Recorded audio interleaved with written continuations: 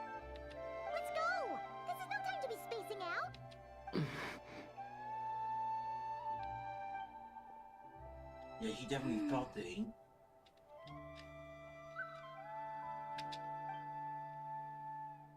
Okay, she's going with us. Okay. Staying quiet by their side like this. Okay. Alright, let's go find Nicole. At the frost mound. Alright. TP. I'm assuming it's getting interesting.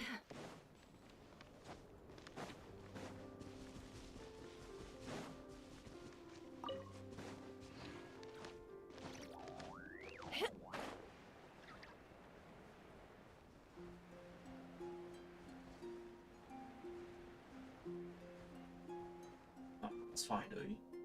Where are they going? They mentioned a mage and... a name? So, Mr. Varka, are you acquainted with this Nicole? Or should I call her Mage N? Not really. We've never met, though she has come up in conversation. From what I've gathered, Alice kinda took Nicole under her wing. Taught her how to speak in a more ladylike fashion, that kind of thing. Huh. Hard to imagine Alice as an etiquette coach. Yeah, Alice is a larger-than-life personality, I'll give you that. But then again, that's why she's able to draw such an eclectic mix of people into her inner circle. If I remember correctly, being an interesting person is actually one of her main entry requirements. So, if you ever wanted to join the Hexenzirkel, I'm sure you'd both be eligible to apply. Hey! Don't go around making promises on Alice's behalf. I wouldn't dare. I'm just trying to paint a picture of the Hexenzirkel for you. Okay, sure. Anyway, since none of us have ever met Nicole, how are we supposed to find her? We can't just go up to every woman in sight and ask, "Hey, are you Nicole?" I think that is her. Maybe something she's wearing will give it away? Like, a wind bloom pinned to her chest or something. Wait a minute. Alice never said Nicole was from Mondstadt. Oh, true. What about a T-set? That would be... this young lady, then? That would be her. Hey there! Sorry to disturb you, but... are you Miss Nicole? Varka, Knight of Boreas of the Knights of Favonius. Alice might have mentioned me before. Have we got the wrong person? Sorry. Well, this is awkward. When I shook my head, I meant, no, Alice hasn't mentioned you before. Huh? Oh. Where is this voice coming from? My apologies. For certain reasons, I am unable to speak. This is the only way I can communicate with you. Okay, this is It might interesting. take some getting used to, but I hope you can understand. Hey, it's fine. I'm more shocked by the fact that Alice never speaks about me. I mean, As for you two, we have crossed paths twice before, but it is nonetheless a pleasure to finally meet you. It's really you! Thanks for all your guidance in the past. You're quite welcome.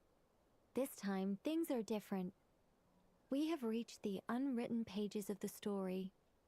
You might say that we stand at the crossroads of fate. Now then, allow me to formally introduce myself. My name is... Nicole. The immortal literary giant, if only they write in the silent angel, yet also the orator, in summary, remains silent, a deserter of the world. No, stop! Alice! I can't believe it! I had a whole speech prepared. I'd agonized over every single word. She always picks the worst moments to ruin other people's plans. I'm so sorry about that. Alice took the liberty of devising some bespoke self-introduction magic for each member of the Hexenzirkel. But I could have sworn I deleted all of the triggering conditions for it. How did it bypass everything? Oh gosh, this is so embarrassing. This is a very different side of Nicole than what we're used to. Is she not used to face-to-face interactions? Don't worry about it. seen that introduction magic once already, so it wasn't too much of a shock. Please go on, Miss Nicole. We'd love to hear what you have to say, or, well, communicate. Huh? Are they talking to this lady? But... Will you all promise to forget that horrendously embarrassing introduction? Sorry? Embarrassing? When? Yes, my name is Nicole, and I am one of a very few angels who have retained both their preferred form and their power. The Traveler and Paimon should be no strangers to this concept. There is another of our kind in Natlan. Yeah. They call her the Lord of the Night. Alright! Paimon remembers her! We not seen her in person. Yes. Well, I have retained more of my power than she. It's because I don't have a long-term duty to fulfill. To be more specific, no. We'll be here all day if I get into the specifics. Moving on. If I'm not mistaken, you are here because you wish to learn how one might reach the moon beyond the sky. That's right. Is that something you can give us any guidance on? Yes, I do know a way. It began with the Hyperboreans, who lived after the War of Funerary Flame. Blank looks. Maybe I should start with the background of the war, or maybe not. The Hyperboreans were humans I once aided. They accepted the civilization and creations bestowed upon them by the angels. But despite accepting many blessings of the angels, many among them still held on to their faith in the moons. They were reluctant to accept the new order. Even after the War of Funerary Flame, they sought to contact the moon goddesses beyond the sky and receive their guidance. But all three had passed away by that point. This mage has a unique method of communicating. Is she talking about the moons? Yes, but they did not know. And so, still they prayed for the moon goddess's mercy. After building titanic structures that consumed vast amounts of Kuvaki, at last they glimpsed the moons and heard their voices. But of course, they were gravely disappointed, for it was then that they realized the three moon goddesses were dead. Oh, that's such a sad story. It is. Humanity was in a very sorry state at that time. The angels who had once aided them were gone, and the War of Funerary Flames had left them homeless and destitute. Just a second, I gotta ask. How relevant is all this history to the task at hand? Well, I mean, it's... Okay, it seems we've drifted into irrelevant narrative waters. It's been a while since I've had the chance to speak inside someone's head. As soon as I got started, I lost control, and the words just flowed out like a waterfall. What I'm trying to say is... Right, yes, that's it. The relevant part is the ritual created by the Hyperboreans. The fact that they bypass the false, which means, with enough Kuvaki and a sufficiently stable connection, it should be feasible to send one person over the border. Okay, so they built some kind of portal? Oh, yes. A portal. Yes. Is something wrong? You sound disappointed. I just didn't expect you to summarize it so well. It turns out I could have said all that in one word, if only I'd managed to think of it. No, please, it's fine. This is invaluable knowledge. I'll be sure to record and preserve everything in writing. Oh, really? Well, in that case, I suppose I could backtrack and add some more detail. I did gloss over a few things so far. Whoa, time out. Let's summarize what we've got first. The Hyperboreans were the last ones to use this method, right? So we somehow need to find whatever structure they built and make sure there's enough Kuvaki to power it up. Luckily, we have the moon marrow of both the eternal and iridescent moons, so we're all good for Kuvaki. Which means the key issue we need to focus on is finding the place. Am I right so far? Yes. Although I expect the structure is long gone by now. That said, what if we could take advantage of the phantoms to travel back to a time when it still existed? Well, travel back isn't quite accurate. We wouldn't even have to pick a time when it still existed. It could just be a time when it still appeared in phantom form via projection, or we could project our own phantoms, fold them together, and... You look lost. Was that too hard to follow? Yeah, things got a little, technical there. Paimon's brain is reaching capacity. All right. Let me think about how to put this more simply. Okay, got it. Over the next few days, I'll search for phantoms that we can use. Once I find one that meets the criteria, I'll let you know and we'll regroup. By completing certain rituals, if everything checks out and it looks feasible, we'll just need to wait for Moon Prayer Night, and we can send the Moon Goddess back home. I'm really skimping on the detail here. Is this making any sense at all? I think so. For now, we'll just wait to hear from you. Yes. Basically, yes. Great. Counting on you. In the meantime... My name? Are they looking for a way to stop me from disappearing? Excuse me, Miss... Go on, Miss Nicole. This conversation was a little all over the place. I didn't catch your name. I am Lauma, of the Frost Moon Scions. Ah, I did wonder. I noticed that you listened very intently when I spoke about Hyperborea and the moon's history. If you'd be interested, I'd love to visit you this evening and go through it again in greater detail. Also, if you were serious about making a record, it would be too risky to simply write down the raw details as is. I would suggest some tweaks. Maybe rewrite the stories as fairy tale. Anyway, we can cross. See ya! She seems friendly. It's just... It's so nice to find someone who's actually willing to listen. I've been dying for a chance to finally go through all this systematically from start to finish. Any longer and I'd probably start forgetting it.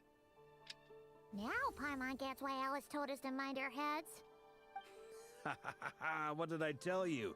A lot of quirky people in Alice's orbit. Now then, the next order of business is... where do we start looking for the Moon Goddess's name? Maybe the rest of what Nicole has to say might give us some clues.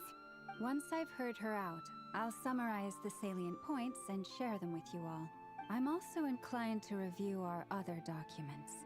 Yes, our faith was first established by our Hyperborean ancestors, but many of the more factually accurate records are from after Kuthar's birth. Sounds like we're gonna follow Columbina's journey through Devat, huh? In that case, we'll start by heading to the Frost Moon Enclave. Sounds like a plan. Take this with you. I'll see about getting in touch with the Fatui. It'll probably just be Arlecchino and Sandroni again. They're the only ones who would want to help. Thank you, Mr. Varka. Don't mention it. Honestly, I'm more comfortable dealing with the Fatui than prying into the details of a young lady's childhood. Catch you later. I should follow them, just in case there's some way that I can help.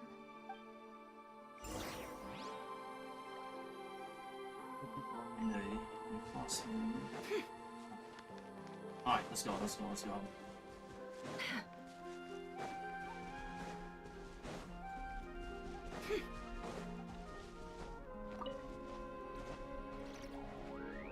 Let's keep it going.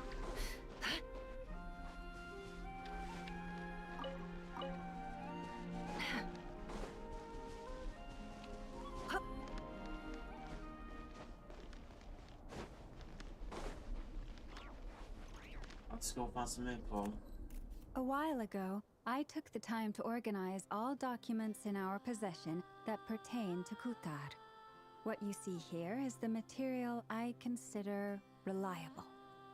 You're saying there's unreliable material too? Yes. Most of the information we have was transmitted through an oral tradition. Inevitably, some of her stories were mythologized and deified over the years through countless retellings. That's why I organized them into reliable and unreliable. There's no sense seeking answers in history unless we can ensure the veracity of the historical record. Makes sense. All right, let's take a look through.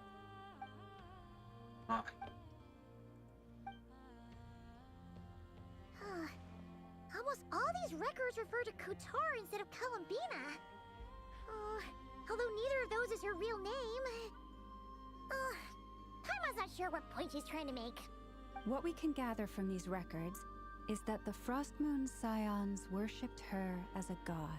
Place I cannot fault them for their earnest faith. But for all their devotion, worshipping her day in, day out changed nothing. I imagine that none of it resonated with Columbina. It wouldn't surprise me if, even back then, she had already begun to reject the name Kutar and everything it represented. Lama speaks the truth. When I heard them call upon Kutar with hope and expectation in their voices, they may as well have been calling upon somebody else.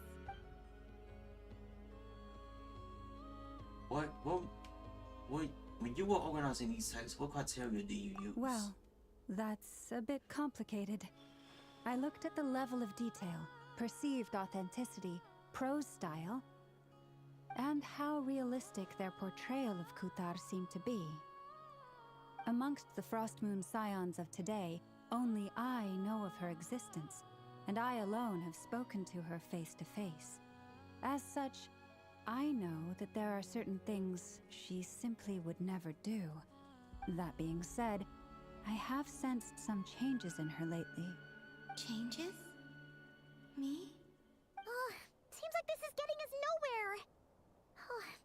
For what it's worth, why don't we check the unreliable sources too? Sure. Give me a moment. Alright, that's a lot of books. Exerting but a fraction of her divine might, Kutar sheared a great mass from the snow-capped mountain and cast it into the sea, upon whose surface shone the mirror image of the moon. Thus was formed the island of Hisi. Yeah, right. That doesn't even begin to pass the sniff test. The three moons are not but lies through and through. Only one moon has ever shone for us, and Kutar is her name. Like this before in that line. The vast majority of ancient texts are filled with don't worry about it, tales Bob. like these. You I didn't trust you understand my criteria. You missed something too better important yet. I had to think, yeah, I understand, Kutar Bob. did not speak, merely gazing into the distance in silence. And where her gaze landed, this was her prophecy. Clearly, whoever wrote this text never even met Kutar. Otherwise, they'd know that her eyes are always closed. What about you, Traveler? What are you reading? Seems like a collection of anecdotes. Come on, let Paimon see. The child wished to build a wooden nest with which to shield a fledgling bird from the cold. But being so young and lacking in strength, That's good to hear, the child bro. could not snap the branches from the trees. You didn't miss. Kutar was passing by. I'm good. I'm Upon good. seeing the child, she summoned forth a Kuhenki, who built a beautiful nest for the child. I'm good. I've just been cold lately because of this freaking weather. But other than that, I'm fine. You know, just been catching up and everything. I remember that. Not knowing the meaning of Kutar's divine intervention, the child dared not to respond, and thus ran home to call their parents. The Kutar was gone.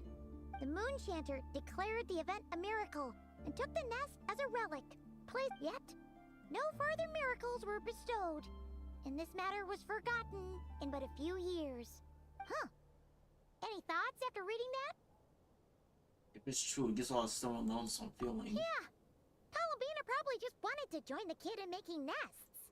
Ah.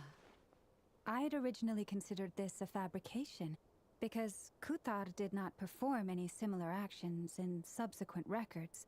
But now that I think about it, it does seem like something Columbina would do. It's just that... She didn't know how other people would interpret her actions. She was probably worried about making things difficult for people.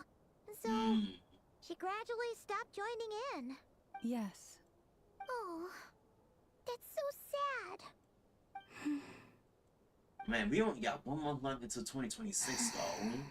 It's like this year was just on the speed one. Now, I can make no such gestures of warmth, even if I want to.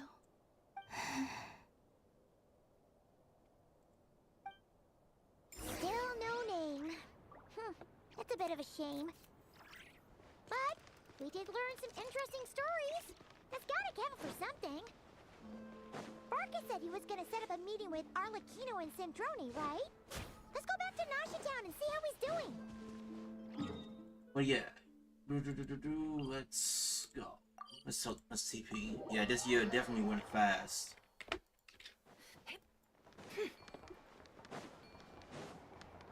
Ah, there he is. Let's see. There's Barca. Oh, and it's Durin and Albedo too. It's my coincidence. We meet again. Yeah, this is pretty much the same place we bumped into each other last time. I convinced them to stick around a little longer. We were all waiting on people, so I figured having a little company would help pass the time. Ah, so you've been waiting for us? Does this mean that you've already arranged things with the Fatui? Sure does. Now you're back, we can go meet up with them together. How'd your investigation of the Frost Moon Enclave go? Well, we didn't find out Columbina's true name. But apart from that, it went pretty well. We want some stories from our early days. Aha, just as well that I didn't tag along then. I'm sure our moon goddess wouldn't want every man and his dog knowing all about her private life. Still, desperate times, desperate measures, I guess. Someone had to do it. So, Barca was waiting on us, but what about you two? Are you waiting for Alice? Oh, no. We already met with her. We discussed that experiment I mentioned to you last time. Oh, and she also handed me this communication device. This looks familiar. That's right. I understand she informed you about the relationship between the Phantom phenomena and Tevat's borders, yes? She wants me to help her with some more experiments on that front. She said that she'll contact me through this device with more information. Ah, I see. Following instructions and making observations. Pretty common research method. Takes me right back to Albedo's lab. Wait, then who exactly are you meeting? Someone you know. Albedo's met him too. But I don't think Miss Lauma or the Grand Master have been introduced. Introductions are overrated. Oh, Scholarly. Especially in cases like this. It's you! So, it's not like the Academia has prohibitions against going abroad. Also, I applied for leave. I have not seen this dude in a minute. I've been writing to Hat Guy since obtaining a human form. I've already brought him up to speed on everything that's been going on in Nodcry. Hat Guy? Turns out, I actually have heard that name before. Oh? Then why did you react the same way I did? I only knew the name, not the fella. But since we're all here, let's do some introductions for what it's worth. I'm Varka, Grand Master of the Knights of Favonius. Lauma, Moon Chanter of the Frost Moon Scions. And I'm a Driosh from the Vahumana Darshan of the Sumero Academia. Hat Guy. Good to see you again, Mr. Guy. I believe we last saw each other on the boat ride here. So they came not quite together. Mind you, the only reason I came here is because there's someone I want to look into. Who's that? The Doctor. Also known as Dottore. Oh, yeah, he wants Second payback. of the Fatui Harbingers. Just as I thought. From the tone of your voice, it sounds like there's bad blood between you. Yup. I remember his story. Dottore done killed his best friend. The blacksmith. I was reviewing our archives and noticed that a lot of information about him was missing. Left a bad taste in my mouth. That's all there is to it. Dottore, or Zondique, as he was then known, once studied at the Academia, but he got kicked out before he could graduate. So the Harbinger's #2 man is a college dropout? How embarrassing for them. Don't underestimate him. Last we heard, he was planning something. We actually heard that a few times before, even coming to Knockcry. But we haven't seen a trace of him since we got here. He only appears when something interests him. For all we know, he might have left already. Doubt it. But the fact he did something here at all is worth noting. It'll fill a couple extra lines in his file. Why does it sound less like a file you're writing and more like a criminal record? Anyway, we were just about to meet 2 of the other Harbingers. Want to come along? You might learn a thing or 2 about him there. Sure. Even though they're Harbingers, well, they're old acquaintances of ours, so, you know, when you talk to them, try to be... I got it. The Frost Moon Scion's relation. In that case, we'll continue assisting Miss Alice with her experiments. Good stuff. Everyone's having a fruitful time. All right, we better get going. I'll lead the way. All right. Hey. Are you here for revenge? Well, yeah. That's obviously part of it. But I'm not the only one who has a score to settle with him. Neither you, nor Lesser Lord Kusanali, nor I want to see him meddling with things again. Fair enough. One other thing. Let's talk about Columbina. What's the hurry? Don't worry. Pigeons always know which way home is. Oh. Okay. Looks like we've been... Yeah, score from reunite. We're still joining Alikino. But I think members got wiped too? You made it. Who is this? A scholar from Sumeru. They call him Hat Guy. He's an old friend of the Travelers. Wait, this is the academia representative you wrote about?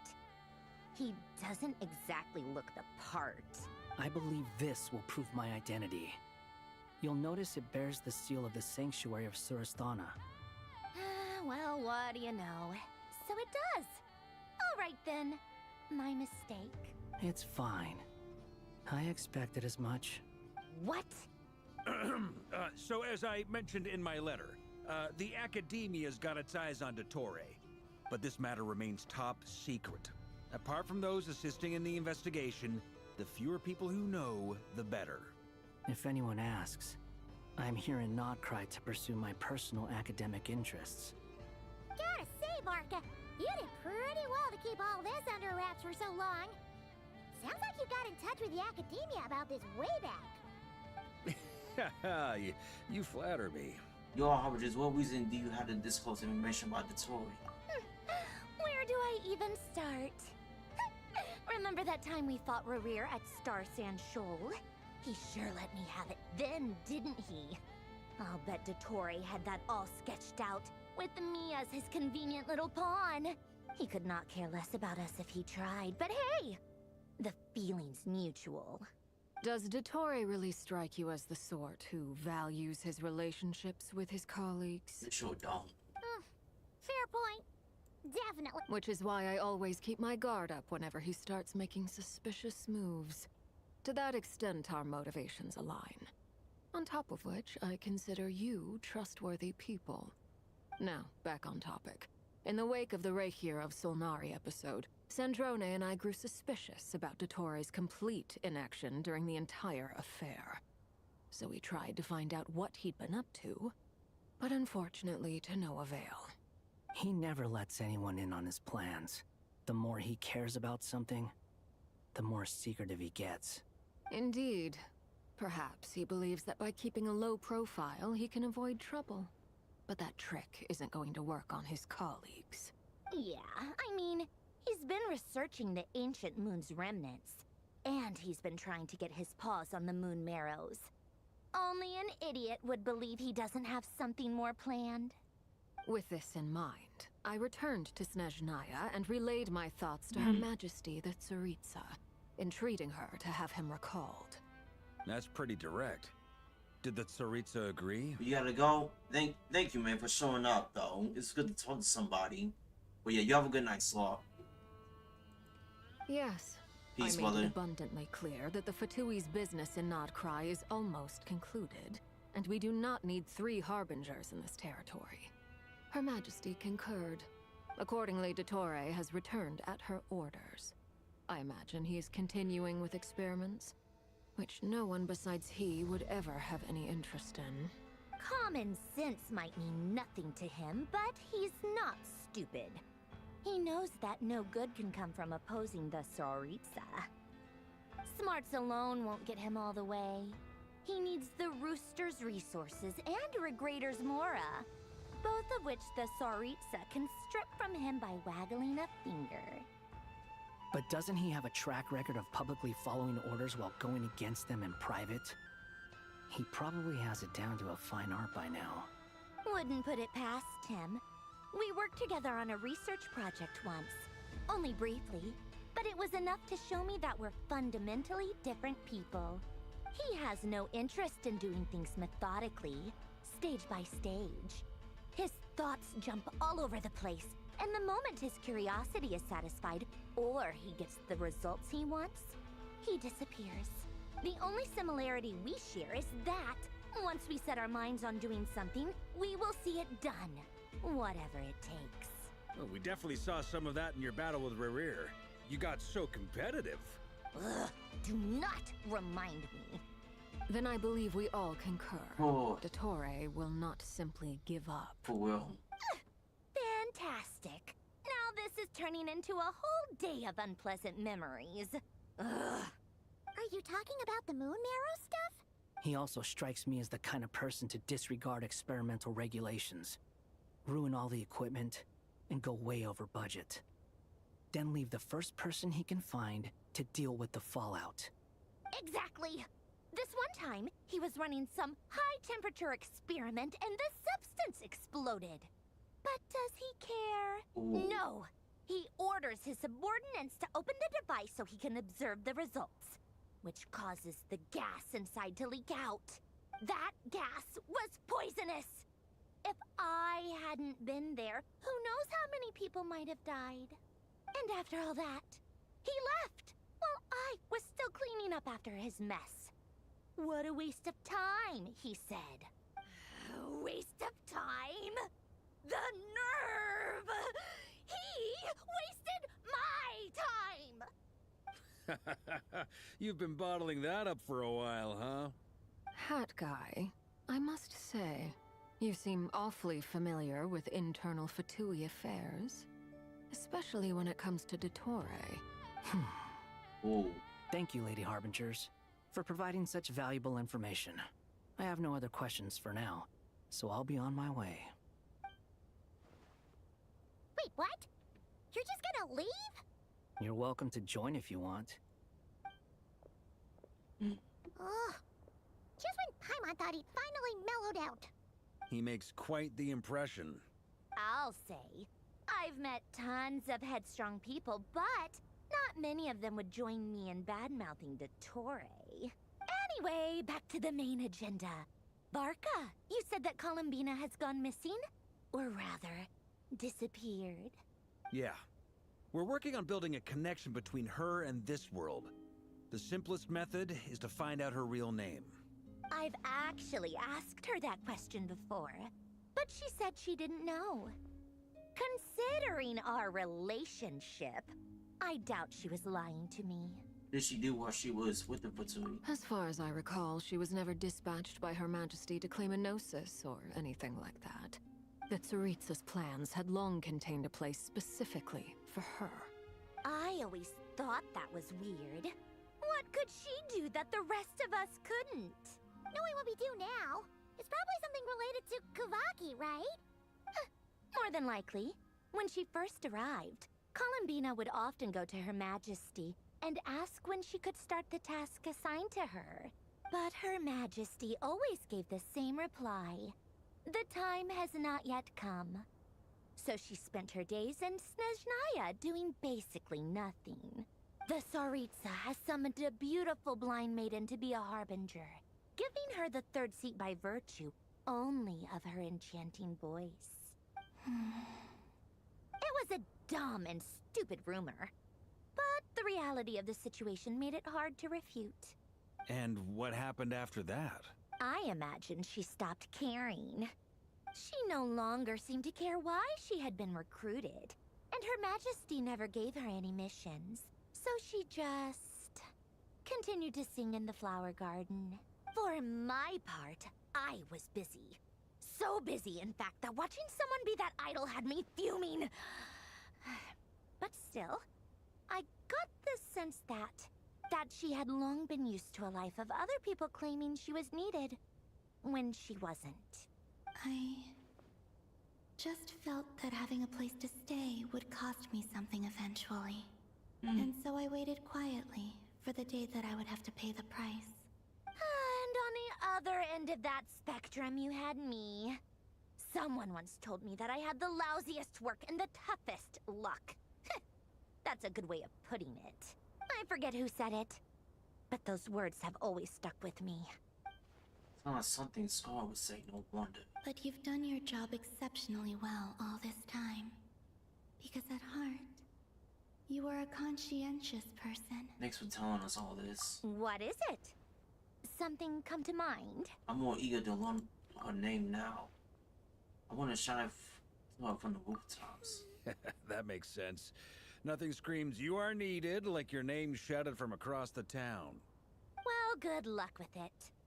But if you ask me, Colambina is still the most shoutable name. I'm just so used to it now. After all the arguments we've had, I can't be bothered trying to remember another name for her. Nor I. Sandrone. Harlequino.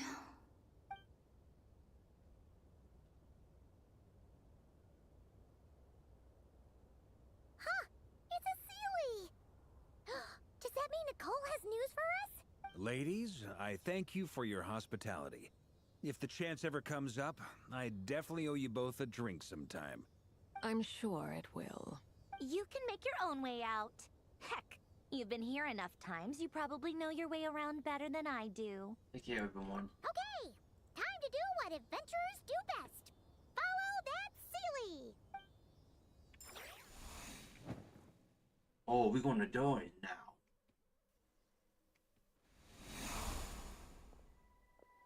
Here you are.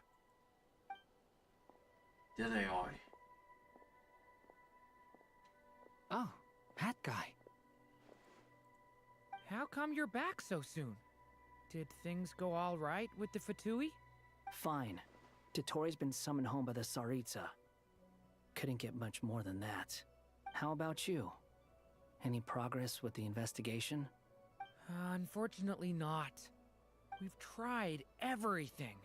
Different phantoms, different locations, different points in history. But the results were the same each time. Abyssal monsters roaming the land. People crying out in despair, with no hope of being rescued. Every time I see it, I can't help but think, is this what it was like in Mondstadt when Dragonspine Durin attacked? And if I fail in the task I've been given, will I create yet another tragedy? That's just meaningless speculation.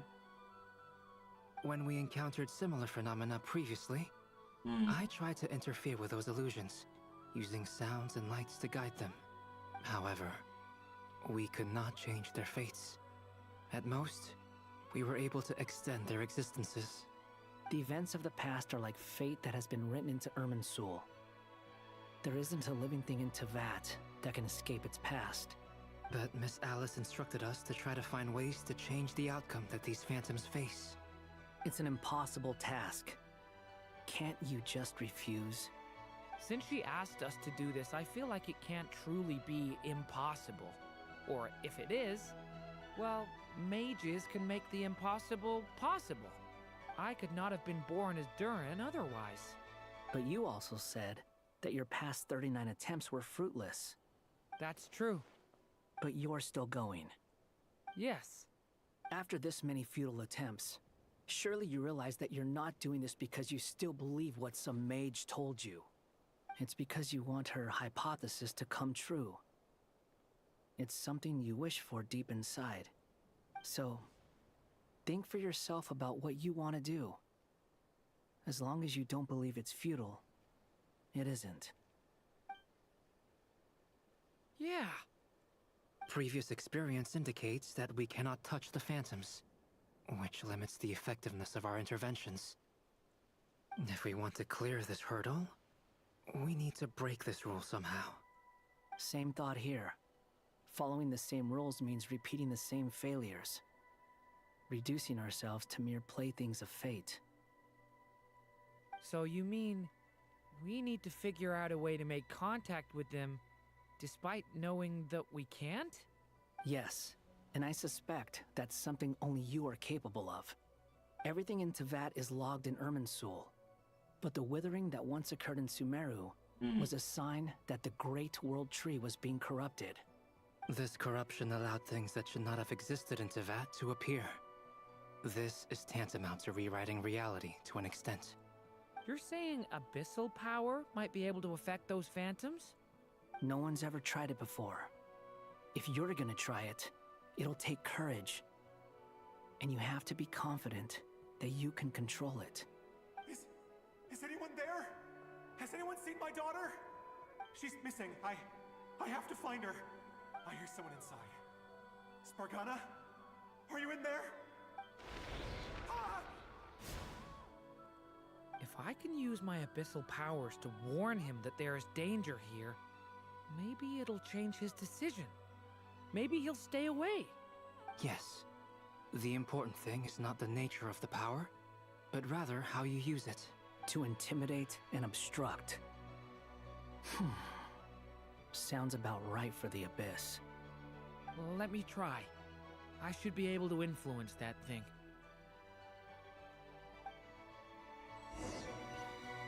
Have you seen a little girl? What? This isn't the time for that! Just run! He uses the Stonehill to aid his parents. I hear someone inside. Spargana? Are you in there? And I use that which will create a barrier.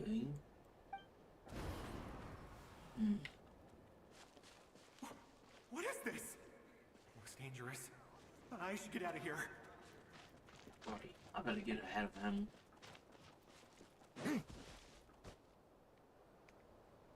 He really left. Ha! We did it! Don't celebrate too soon. Follow him. See what he does next. Right. Monsters approaching from the front. You need to stop them and create an opportunity for him to hide.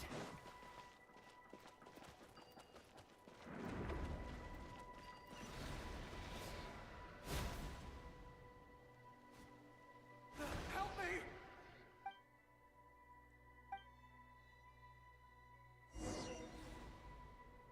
Monsters approaching from the front. You need to stop them and create an opportunity for him to hide.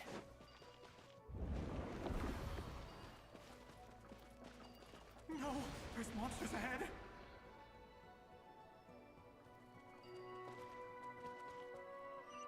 Wait, is that the barrier I saw earlier? Why is it appearing now? It's as if someone's controlling it. The monsters are gone. Why?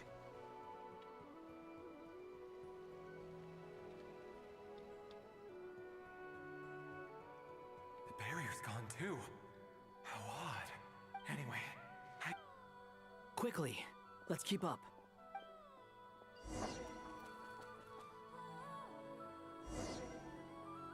Wait, there was someone else here? Don't go any further. We've got anti-monster traps laid out everywhere. But my daughter must just be up ahead. I have to go. This way's blocked.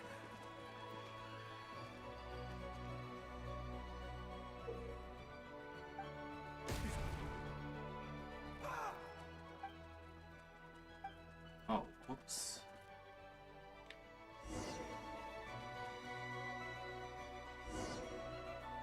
Wait, there was someone else here? Don't go any further. We've got anti-monster traps laid out everywhere. But my daughter must just be up ahead. I have to go. This way's blocked.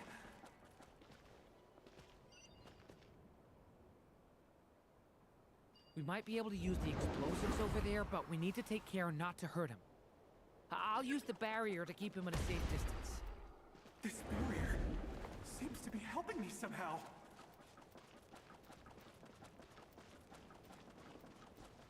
Hey, hey, wake up! Oh, no good. Gotta keep moving ahead.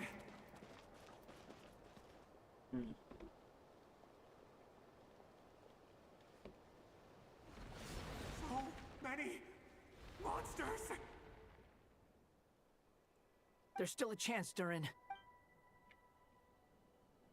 Oh boy.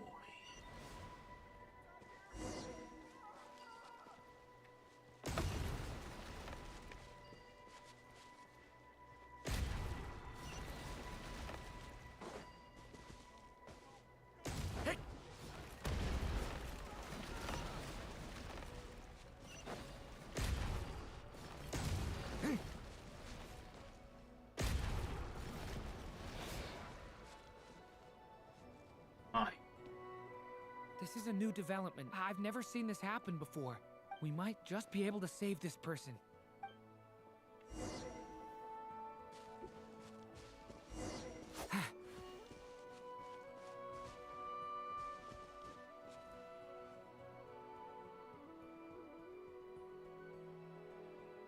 Hello there. Have you seen my daughter? Sparkle. Get out while you still can, you fool. But I can't just leave. Sorry. Okay. If I do find her, I'll get her to show. Don't bother. What's that noise? Monster! No, if he goes inside, he'll be walking into a trap. Let's try this once more. Alright.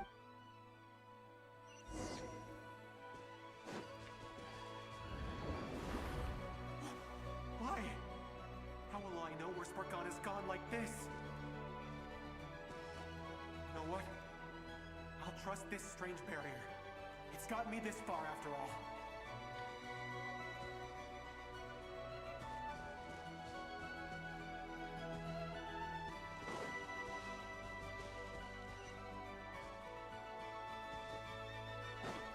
Spargana, are you there? What? Hey! Let us out!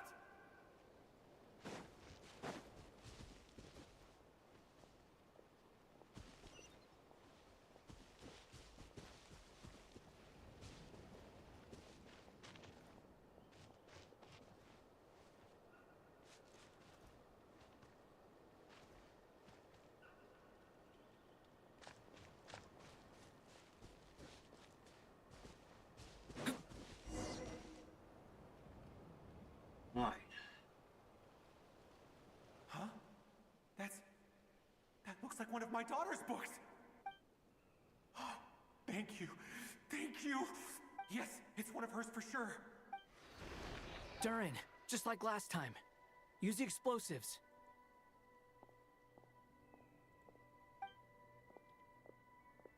Oh boy.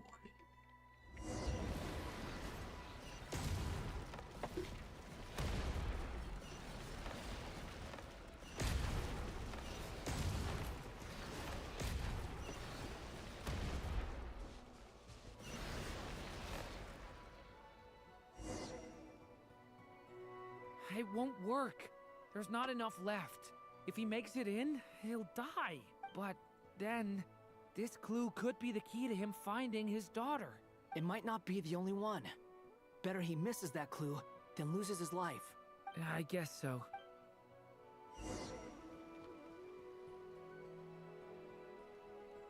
Stop him, Durin. We can't let him get any further in. That's my daughter's book. She's passed this way. I've searched and searched. I no longer have anywhere.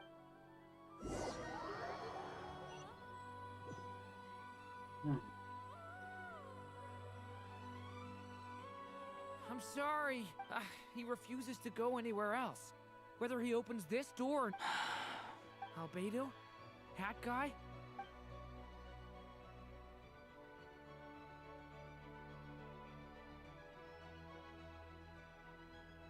Why am I here? What's going on? All these scenes running through my head. Huh? His reactions have changed.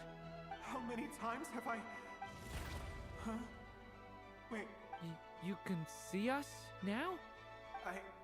I feel like I always could, but you were the ones guiding me using that marked barrier, right? I haven't done anything yet, but those monsters, those deaths, I won't fight. No. Yes, it is. Even so, we're trying to find a way out of this. You've not seen my daughter either, have you? It seems she really isn't here. I'm sorry. I'm just tired. How long do I have left? Experience says 15 to 20 minutes. 15 to 20. Thank you for all your help. Now's not the time for you to start It's not pit.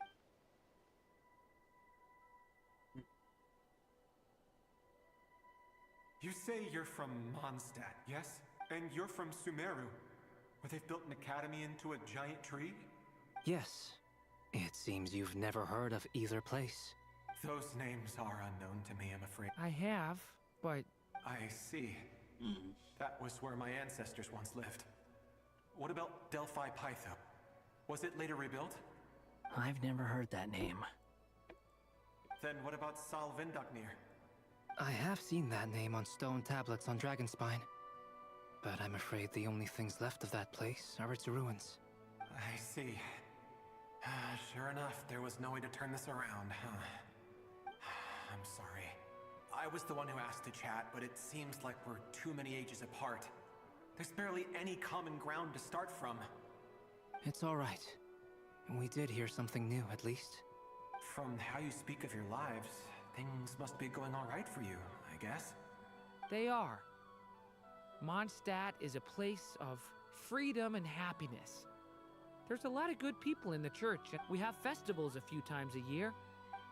Sumeru is a lot more uptight. Not really the kind of place where you can relax. It's a nation fraught with problems wherever you look. But if all you want in life is to seek knowledge, I guess it's pretty much paradise. That's wonderful. In other words, after this all-devouring black tide passed, I mean, I can see you all right now. That's true. Well, time's almost up. The chances are slim, I know, but I'd like to spend these last few... May we meet again. Well, or not.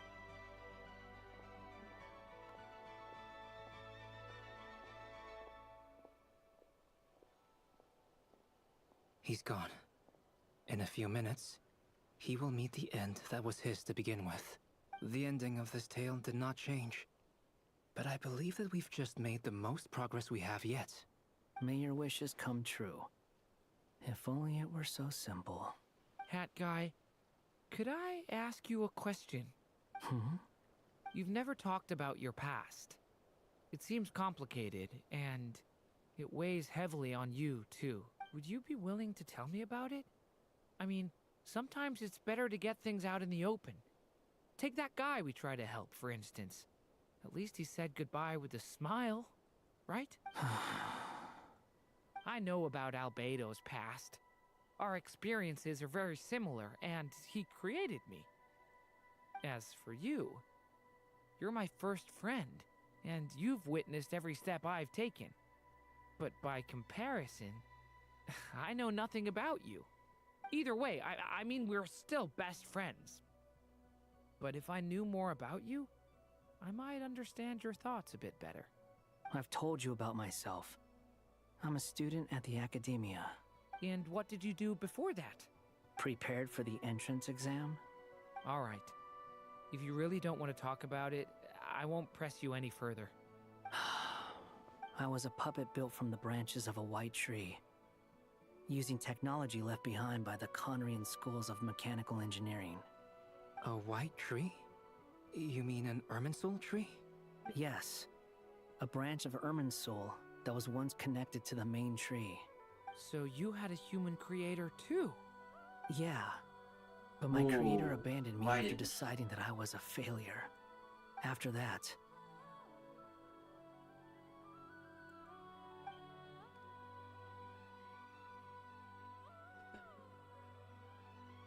Durin, resisting the influence of the Abyss, suppressing the urge to destroy, trying to do the right thing. None of these things are easy, but no matter how hard they are, trying to rewrite past wrongs is far harder. You asked me if you would create a new tragedy if you failed. I told you there was no point speculating about that, but the real answer is yes. You absolutely will. That guy. But at least you've got people here to help steer you away from the wrong path. So, just keep aiming towards the light. I will. I promise. All right, break time's over. Hello? Durin speaking. Hello, friends, it's me. What have you been up to, I'm detecting some unmistakable fluctuations here at the border. The amplitude isn't particularly... Alice. We were... I see. Well, that is rather odd indeed. It definitely merits further attention. Could I trouble you to keep trying the same approach? I need to gather some more data. Counting on you. I should probably have Nicole come and check this out as well.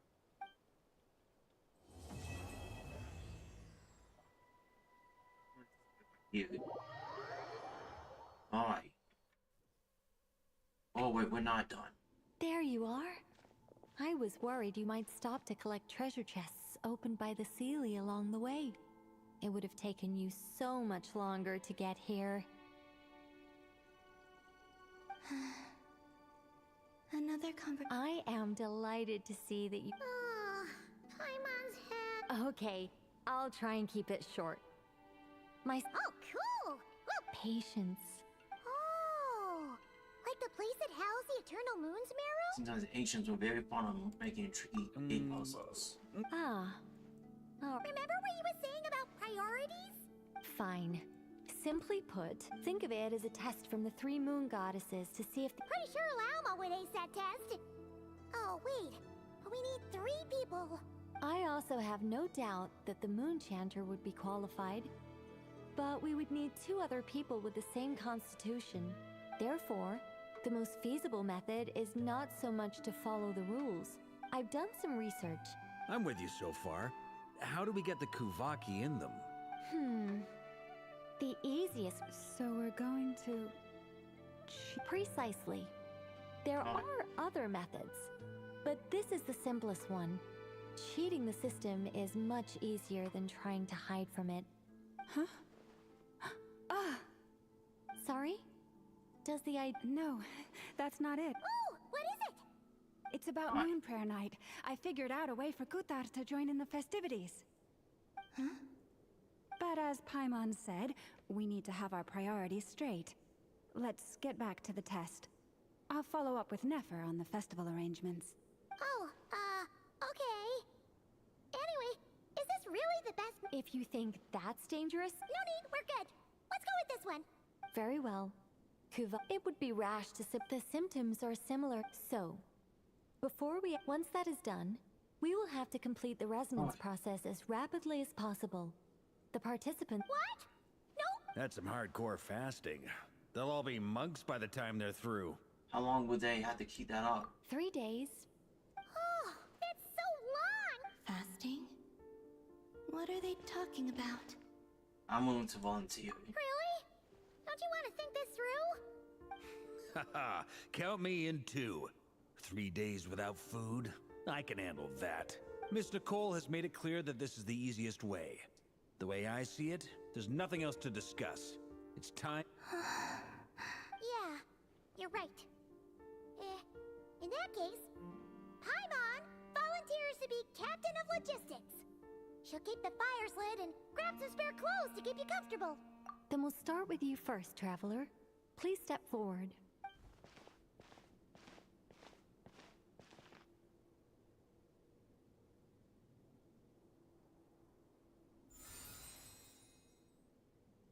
How's it going? Do you feel anything? How about now? And now? Well, nothing. What about now? Nothing at all. You guys, is that a competition? All right, I'm officially impressed. Even as it's like I summoned a giant. In my last attempt, I infused 5 times the amount of Kuvaki required. That much? Yes. Safe. You're next, Mr. Varka. Sure, here goes. All right, I'll start. Whoa, whoa, whoa, hey, wait a minute.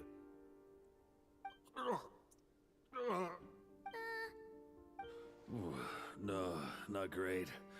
You think this is funny? I just lost to a young lady in an arm wrestling contest. I'm never gonna live that down. My apologies. Oh. How's it going now? I'm not as dizzy as last time, but I can... In that case, you wouldn't be an ideal choice, Mr. Varka. Okay. Let's go ask some of our other friends then. Oh.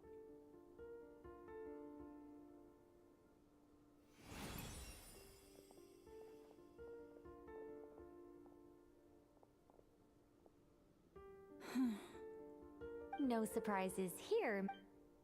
Never. I'm getting a slight headache. Shame. You're holding? No, no way. Whoa! Time itching all over! Allergic reaction. We can't have that. Huh? Well, are you gonna start a what? The Hexenzirkel is an organization. Nephi? Is something the matter? The candidates have to be human. I guess that rules me out too. Huh. Everyone except the Moonchanter got beaten. Guess I don't need to feel so bad after all. I mean, Perhaps I could ask for volunteers among the Frost Moon Scions. I'll see about talking to some trusted Lightkeeper colleagues. Itlua springs to mind. In fact, I think we had some former Can you give me the scientific explanation for how the test works? Then we can just zip through Nasha Town, going up to people and pressing a button to check their status. Wouldn't that be way easier? No. Wow! No elaboration for once. how about I contact the Knights of Favonia's garrison in the Wave Chaser plane? Shame that Lohan's already left. And that guy's even tougher than I am. Strange. The moon goddess is clearly revered by many people. So why is she on the brink of disappearing? She mentioned that the world has rejected her. And when we fought the Raikir of Salnari, it seemed like she exhausted her power for our sake. Also, I'm not sure revered is the right word for how people feel about her. Gratitude, certainly. It's basic reciprocity. She helped us, so she deserves our help in return. Yeah. Even though she looked like she didn't care, she still saved a ton of people, including me. A review of the relevant data leads me to conclude that Miss Columbina is a good person. Yep, you bet! They really think so? I'm super surprised that Columbina isn't her actual name, though. I know, right? Unfortunately, that's not our decision to make. Columbina. That was the code name the Fatui gave me. But it also put...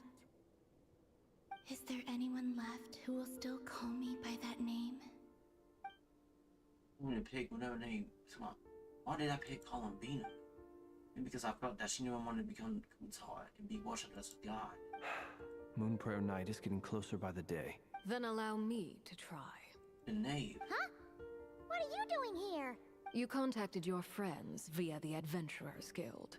Sandrone has been keeping an eye out for something like that, so she informed me. Since I have the ability to accommodate a moon marrow, I should prove to be a suitable candidate. Arlecchino. When can we begin? I see. We can begin right away.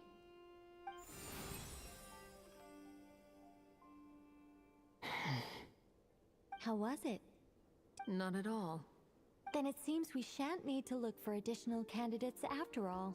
It's me and Olakino. Cool. Alright, like Paimon said, the rest of us can take turns making sure the three of them stay warm and comfy. Then, my job is to take care of the caretakers. I will ensure everyone receives food and accommodation. Let's do this. No time to waste. I'm ready as well.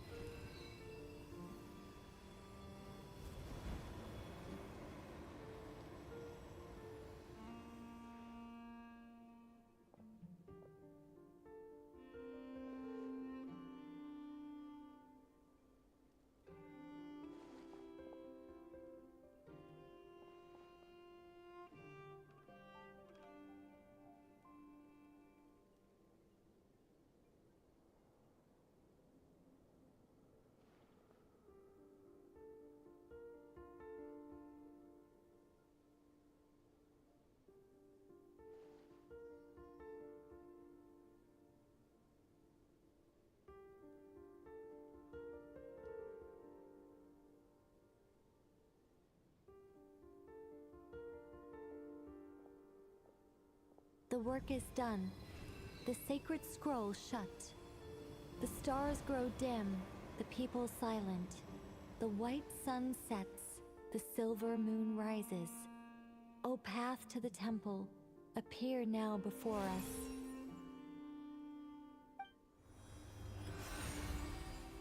Wow! It really opened! So that's what all this is about. Come, let us enter. It might be best to eat something first. They will head in soon.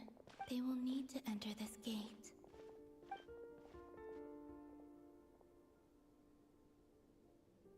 Huh? I cannot pass. It has been 3 days. Can I really?